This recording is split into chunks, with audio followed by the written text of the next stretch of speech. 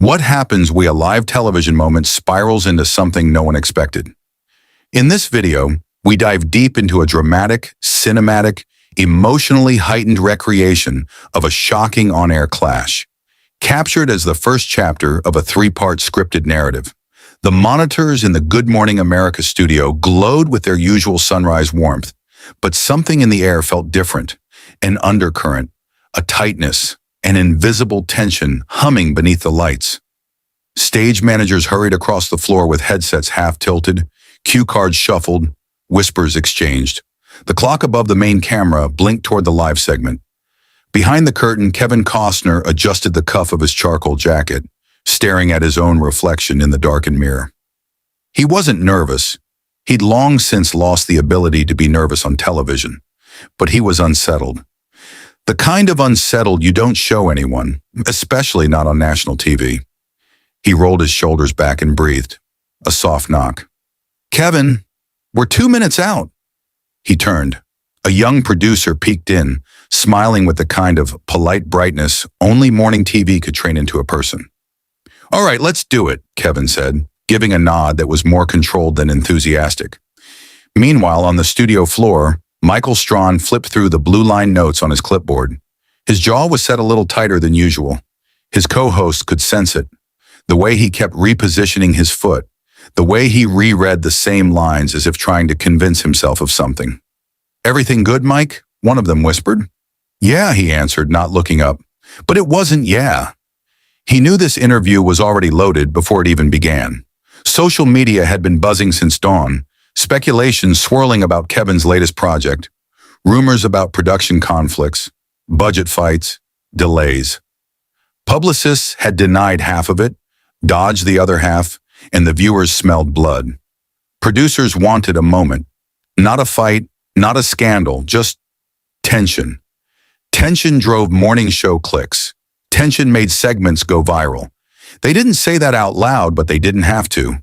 The floor manager lifted her hand. 1 minute. Kevin stepped onto the glossy studio stage, the floor reflecting bright geometric patterns. Michael stood to greet him, the cameras already adjusting their focus. "Kevin," he said, extending a hand. "Michael." Their handshake was firm enough, but there was an undercurrent, a clash of energies, subtle but unmistakable. They both sat. The main camera's red light blinked alive. "And we are back," Michael said with his practiced warmth. "We're joined this morning by the legendary Kevin Costner." Kevin offered a polite smile, dipping his head. Here to talk about his new series, Frontier Reckoning, which fans have been buzzing about for months. A small ripple of applause from the audience pews. Kevin nodded. "Glad to be here." But Michael's gaze flicked down at his card. The first question, the controversial one, the one the producers had highlighted in yellow, the one Kevin's team had specifically requested they skip. Michael inhaled slowly, then looked up. "So Kevin, there's been a lot of talk about tension behind the scenes during production, some saying disagreements with the studio slowed things down, some saying—" Kevin's smile stiffened. "That's not exactly accurate," Michael continued, his tone steady. "Some saying you walked off set at one point after a—" "I didn't walk off anything," Kevin cut in, sharper this time. The room shifted, a ripple of discomfort. Camera operators tensed almost imperceptibly. Michael's eyebrows lifted. "Just giving you a chance to clear the air." Kevin leaned slightly forward, voice low. "There's a difference between clearing the air and feeding speculation." Michael held his gaze. "Our viewers want to understand what happened." Kevin's jaw tightened. "They want the truth, and the truth isn't in those rumors." There was a silence, thin, stretched, taut. One of the producers behind the glass raised her eyebrows at another. This was getting chilly fast. Not explosive, yet, but undeniable. Michael turned a page. "Then let me ask you this. Were there creative disagreements with the director that caused pauses in filming?" Kevin didn't blink. "Creative discussions happen on every show." "That's not what I asked." A crack of tension widened. The audience sensed it. Co-hosts shifted in their chairs. A boom mic operator subtly repositioned, as if leaning closer to catch whatever might come next. Kevin slowly exhaled through his nose. You want sensationalism, Michael, but I'm here to talk about the work. I'm asking about what people are already talking about. That doesn't mean it's true. Michael leaned back. So you're saying, I'm saying, Kevin interrupted, voice calm but firm, that if you want to have a conversation about the new series, I'm here. But if we're going down the gossip path, I'll pass. The air froze. Michael's lips tightened in something between irritation and disbelief. Not annoyance at the pushback, he'd dealt with harder interviews, but something deeper, a quiet clash of pride on live morning television. Well, Michael said, forcing a small smile, our audience appreciates transparency. Kevin didn't return the smile. So do I. There was no raised voice, no harsh insult, no meltdown. But the weight of the silence after those 3 words was heavier than any dramatic explosion could have been. One of the co-hosts jumped in with a lighter question, trying to smooth the edges. Kevin answered politely but curtly. His focus narrowed, his tone cool. The segment moved on, but the earlier spark hadn't faded. It lingered like static in the air. Halfway through, Michael attempted again, his voice even, almost too measured. Kevin, looking at the overall vision of Frontier Reckoning, would you say the challenges behind the scenes? Michael, Kevin said, leaning forward, I'm not sure how else to say this. The challenges were creative, not personal, and every project has them. Michael held his stare. But would you call them heated?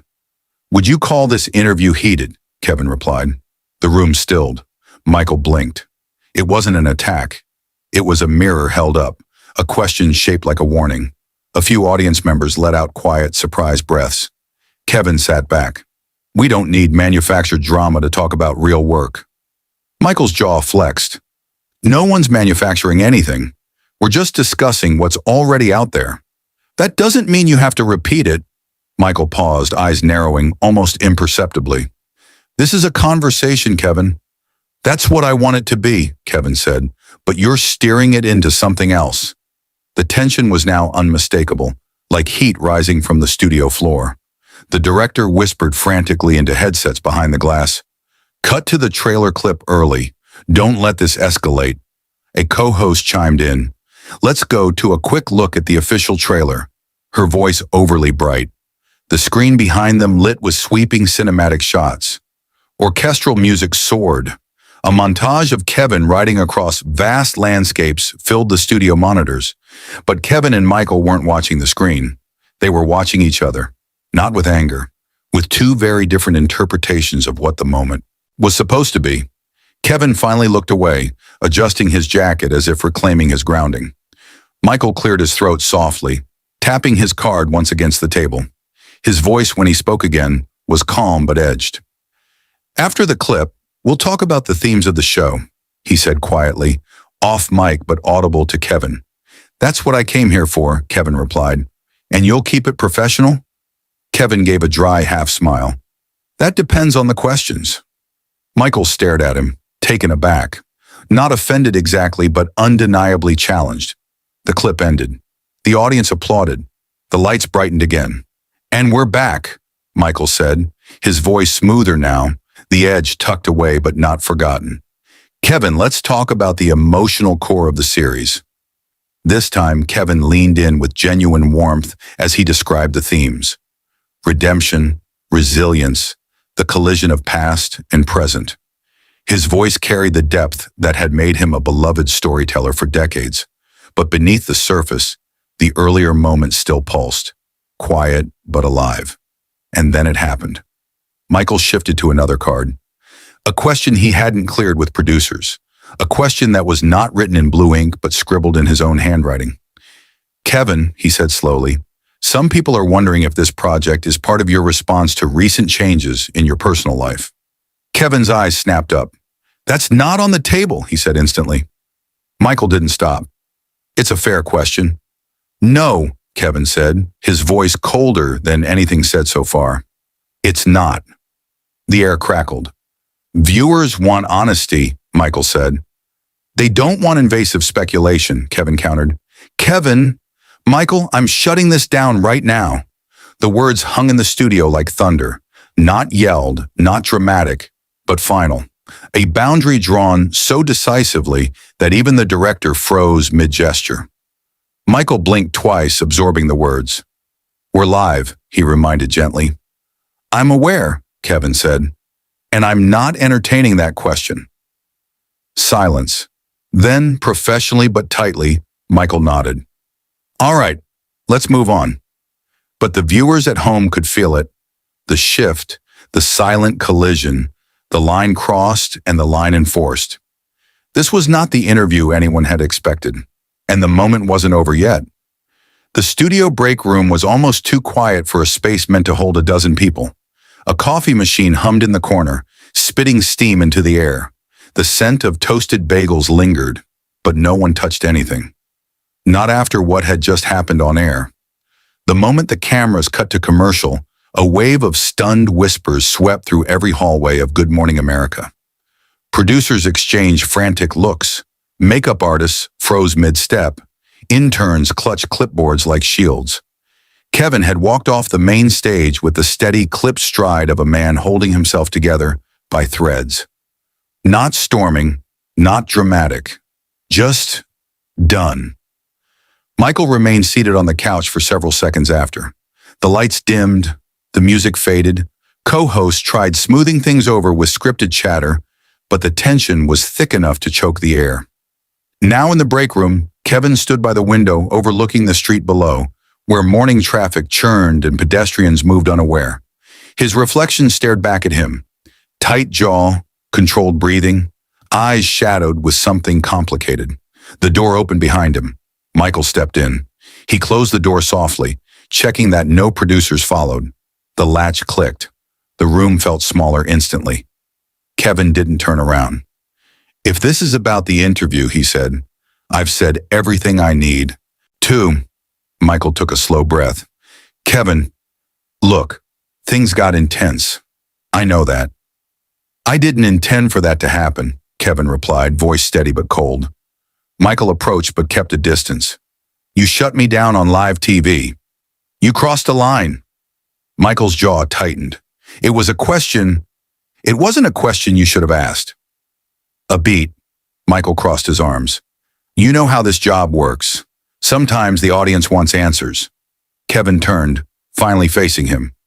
"Wanting answers doesn't mean they deserve them." Their eyes locked again. Not with hostility, but with something raw. Both men were carrying different expectations of what that interview should have been. Michael looked down for a moment, tapping a knuckle against the countertop. "You made me look bad out there." Kevin raised an eyebrow. "You think that's what I was trying to do?" "It felt like it." Kevin shook his head. "I was trying to protect my boundaries. You pushed into personal territory. I'm not playing that game." Michael frowned. "You could have said it without shutting the whole thing down. And you could have respected what we agreed on." Silence. Outside, someone walked past the door, hesitant, listening, then continued. Michael leaned forward slightly, voice low but intense. "I get it. You didn't want that question, but you're Kevin Costner. People look to you for honesty." Kevin's expression softened just enough to show something human. "Honesty isn't the same as exposure, Michael." Michael paused at that. Kevin continued. "I'm dealing with real things, personal things, and you don't know the weight of them." Michael swallowed. "You're right, I don't. And I didn't come here to be cornered." Michael's eyes flickered with something like regret. "Maybe I thought, if you talked about it, it would be powerful." "Powerful for who?" Kevin asked. "The viewers, or the show?" Michael's silence said more than words. Kevin sighed. Long, weary. "I'm not blaming you entirely. I know producers put pressure on hosts. I know questions get pushed into your hands with big red circles around them. But the last one? That wasn't written by your team." Michael didn't deny it.